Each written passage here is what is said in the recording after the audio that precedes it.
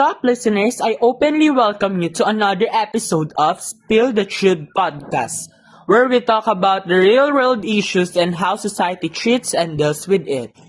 Before we dig furthermore, I would like to introduce myself and my fellow hosts. Hi, I'm John Roquel A. Dalagit. I'm Drake Arkinti Sevilla. We are hosts for today's episode. Come join us. We talk about this journey. Gender equality and gender equity. That's what we're talking about in this episode. Wait, aren't those two the same? Good question. As far as I know, the two are different.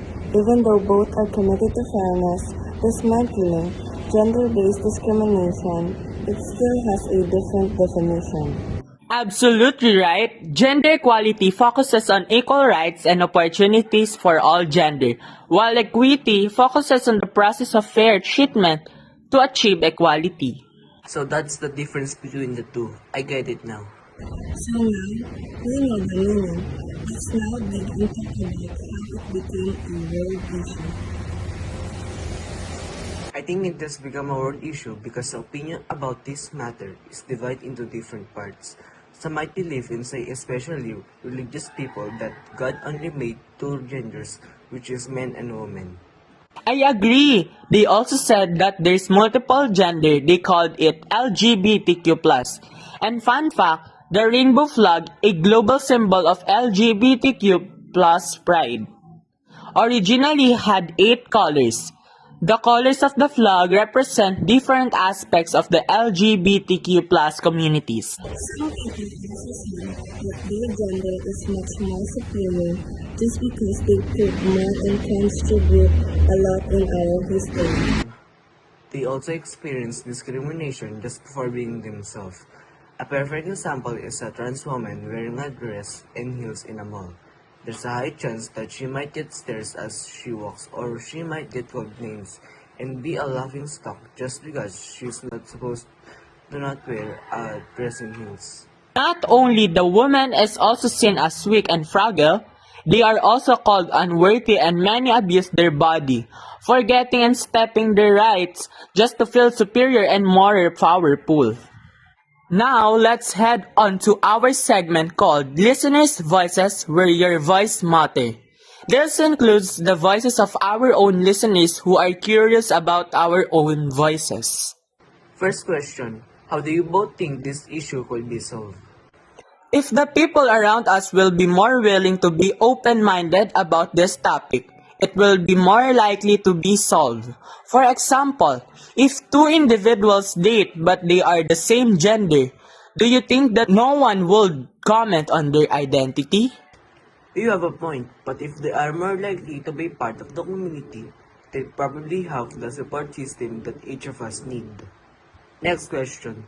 What do you think about the common issue in our society, which is the use of transgenders of public bathrooms of both men and women? Should they make a separate restroom for transgenders? This has been a question since then, but in this case, if you are a female identified as a male, is that you have the access to male restrooms. Why, as a transgender, you identify as that gender? In this matter, we should accept them and allow them to use the restroom they identify as. The last question is, do you think that there should be a law that protects the rights of LGBTQ community? Yes, since here in the Philippines, most people tend to be close-minded of all the right of each person. I agree. Since the past years and years, being part of the LGBTQ in the Philippines will lead you to countless discrimination and harassment from people. And that wraps our segment. Listener voices where your voice matter. With that, once again, I am Drake Arkinti Sevilla. We will back in a bit.